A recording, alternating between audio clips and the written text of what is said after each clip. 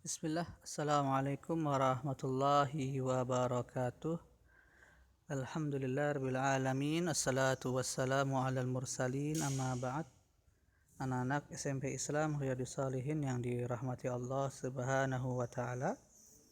Mudah-mudahan semuanya senantiasa sehat dan selalu semangat dalam belajarnya. Supaya lebih semangat lagi dalam belajarnya, ya. Kita berdoa terlebih dahulu. Bismillahirrahmanirrahim. Allahumma inni as'aluka ilman nafi'an wa rizqan tayyiban wa amalan mutaqabbalan. Rabbi zidni ilman. Nah, anak-anak SMP Islam Riyadhus Shalihin yang dirahmati Allah Subhanahu wa taala, ya. Bertemu kembali dengan pembelajaran bimbingan konseling. Pada pekan lalu kita sudah belajar mengenai keutamaan menuntut ilmu yang disampaikan oleh Ustadz Soleh Umri LC, ya, dan teman-teman juga sudah diminta untuk mengisi layanan feedbacknya, ya, dan alhamdulillah kita teruskan pembelajaran kita pada hari ini, yaitu berkaitan dengan COVID-19, ya, hikmah di balik pandemi COVID-19. Adapun tujuan layanan pada pagi hari ini yaitu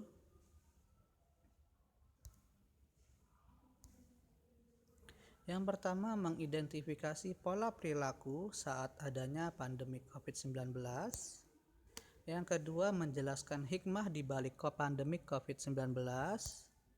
Yang ketiga, mengklasifikasi berbagai macam perilaku baru saat pandemik.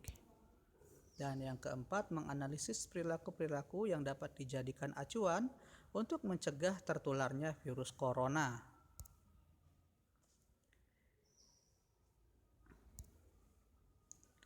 Nah, teman-teman, ternyata wabah virus corona ini telah merubah dunia secara mendadak. Suasana keramaian yang semula terjadi di seluruh belahan dunia menjadi kesunyian yang merata. Aktivitas sekolah dan perkantoran dirubah menjadi bekerja dan belajar di rumah. Perusahaan dan industri terpaksa berhenti sesaat dan beberapa berdampak lahirnya pemutusan hubungan kerja. Pertumbuhan ekonomi melambat dan berimbas kepada menurunnya kemampuan ekonomi masyarakat. Selain itu, aktivitas keagamaan yang sakral pun yang semula dilakukan di tempat ibadah dilaksanakan di rumah. Ya, alhamdulillah sekarang sudah bisa mulai dilakukan di masjid kembali, teman-teman, ya. Mungkin ada beberapa masjid yang sudah normal, tapi ada juga beberapa masjid yang masih melakukan pembatasan, ya, di mana dilakukan jaga jarak antar softnya.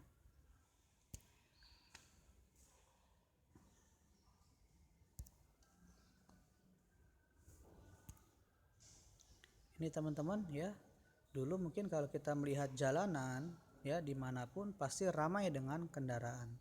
Tapi sekarang, ya, di seluruh belahan dunia hampir sama terjadi kesunyian yang merata, ya. Tapi sekarang alhamdulillah sudah kembali normal ya teman-teman, ya. Mudah-mudahan, ya, dalam waktu dekat ini, ya, kita sudah bisa kembali normal kembali.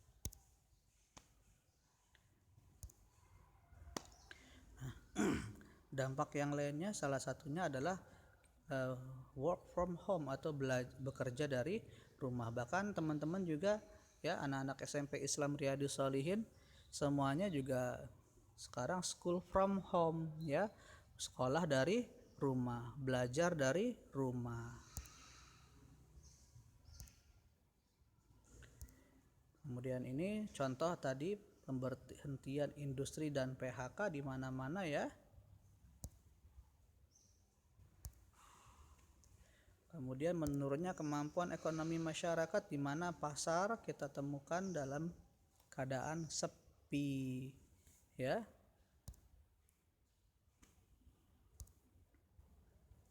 Kemudian juga sholat Id di rumah kemarin teman-teman, mungkin ada yang di rumah, ya, atau ada yang juga melaksanakan di lapangan ya. Tapi kebanyakan atau sebagian besar kaum muslimin melaksanakan sholat idnya di rumah.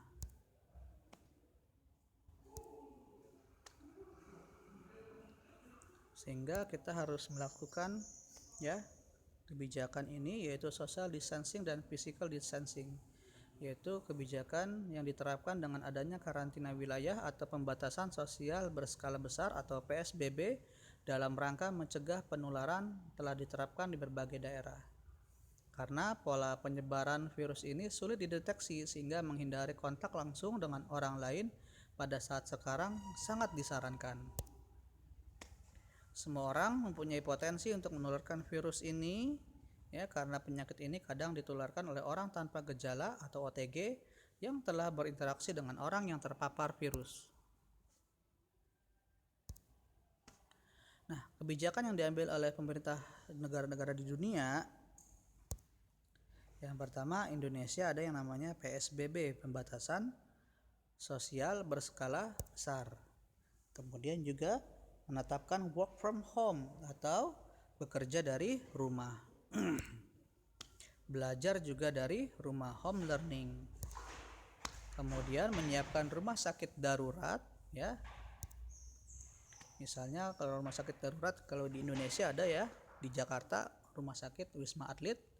Kemudian pembatasan angkutan umum ini teman-teman mungkin yang pernah sekarang ini atau kemarin yang naik kendaraan umum pasti merasakan ya, atau ketika kalian bepergian ya menggunakan mobil sendiri pun dilakukan pembatasan. Dan juga wajib bermasker ya. Dan masker yang diperbolehkan pun sekarang ya, seperti ketika kita mau naik kereta, maka masker jenis tertentu sudah tidak boleh lagi dipergunakan, misalnya jenis scuba dan buff. Dan juga memberikan bantuan kepada warga terdampak ya. Banyak bantuan yang diberikan oleh pemerintah ya, seperti bantuan subsidi gaji ya, kemudian juga bantuan melalui kartu prakerja, kemudian juga bantuan-bantuan lainnya. Kemudian pelarangan mudik menjelang lebaran ya, teman-teman mungkin kemarin merasakan ya, yang biasanya tiap tahun mudik lebaran, tahun ini tidak bisa melakukan mudik lebaran ya.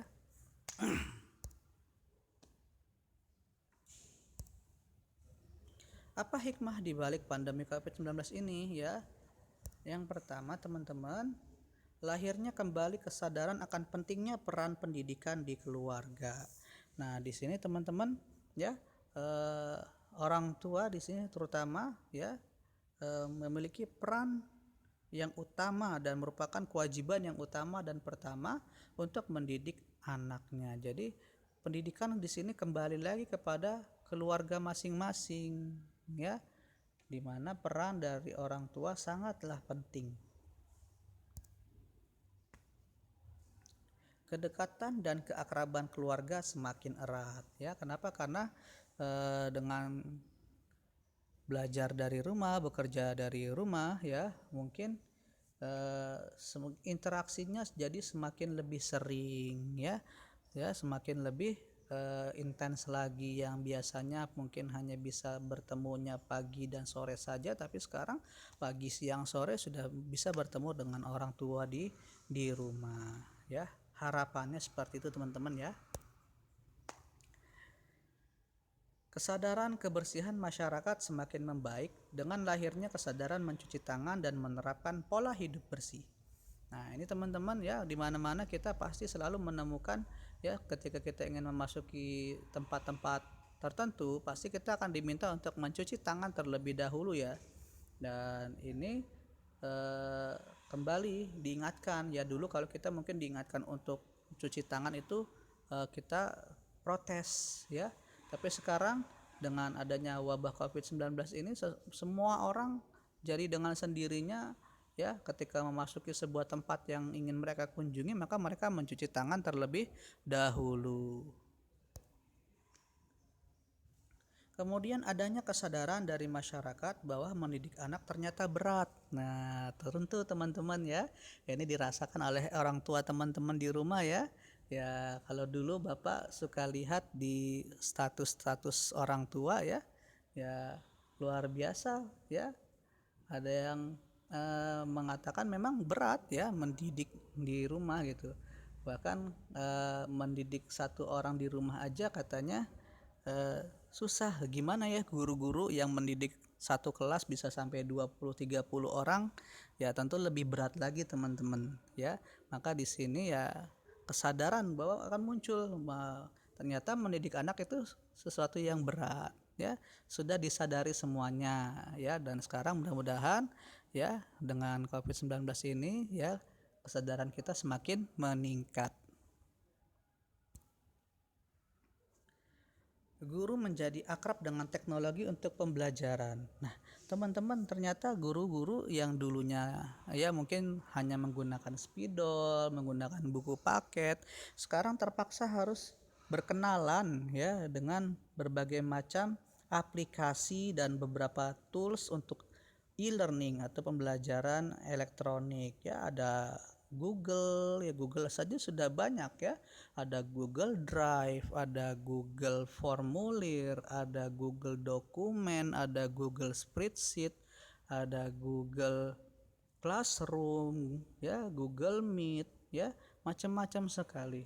Kemudian ada aplikasi-aplikasi yang lainnya yang menunjang untuk pembelajaran jarak jauh. Nah, mau tidak mau guru harus belajar. Kalau dulu mungkin yang menguasai seperti ini hanya guru TIK saja atau guru komputer ya, tapi sekarang mau tidak mau semua guru harus menguasainya. Selanjutnya ya, hikmahnya yaitu polusi udara di kota-kota besar dunia menurun, udara lebih sehat dan bersih. Beberapa negara di dunia dilaporkan bahwa kualitas udara dengan kebijakan work from home yang membatasi aktivitas manusia. Menurut data satelit Copernicus Sentinel-5P, baru-baru ini memetakan polusi udara di seluruh Eropa serta Cina, mengungkapkan adanya penurunan yang signifikan dalam konsentrasi nitrogen. Selain itu juga munculnya kesadaran sosial untuk membantu orang yang membutuhkan ya. Banyak orang ya yang menjadi relawan atau memberi bantuan dalam bentuk APD, apalagi waktu di awal-awal teman-teman ya, banyak orang berbondong-bondong yang menyumbang APD, banyak orang berbondong-bondong menyumbang masker, bahan makanan. Mungkin kalau teman-teman pernah amati, mungkin di sekitar kita ada yang menggantungkan makan ya, makan gratis ya. Ya silakan ambil bagi yang mau. Itu di awal-awal pandemi sangat terasa sekali, kita lihat banyak yang seperti itu teman-teman.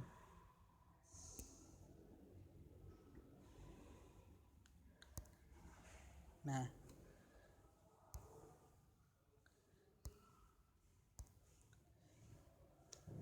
di sini ya teman-teman, setelah kita mempelajari hikmah apa saja yang kita dapati di balik pandemi COVID-19 ya, selanjutnya kita akan evaluasi diri. Silakan teman-teman isi ya evaluasi diri ini. Ada 3. Yang pertama, dampak negatif apa sih yang kamu rasakan ketika pandemi COVID-19 berlangsung? Yang kedua, hikmah apa yang kamu rasakan dengan adanya pandemi COVID-19? Dan ketiga, apa yang kamu lakukan untuk membantu pemerintah menangani atau mengurangi kasus penyebaran COVID-19? Nah, ini membantu pemerintah nggak harus yang berat-berat ya teman-teman ya. Minimal misalkan saya selalu memakai masker, itu termasuk dari membantu pemerintah teman-teman. Ya, saya selalu mencuci tangan, ya termasuk itu membantu pemerintah. Bukan hal yang berat-berat, misalkan saya memberikan bantuan 1 juta masker, ya, itu enggak seperti itu juga teman-teman ya. Ya, hal-hal yang ringan saja itu sudah termasuk membantu pemerintah ya. Silakan diisi 3 hal ini teman-teman, nanti ditulis ya di buku tulis ya, di buku BK-nya, kemudian difoto dan kirim ke kolom komentar tugas di Google Classroom-nya ya.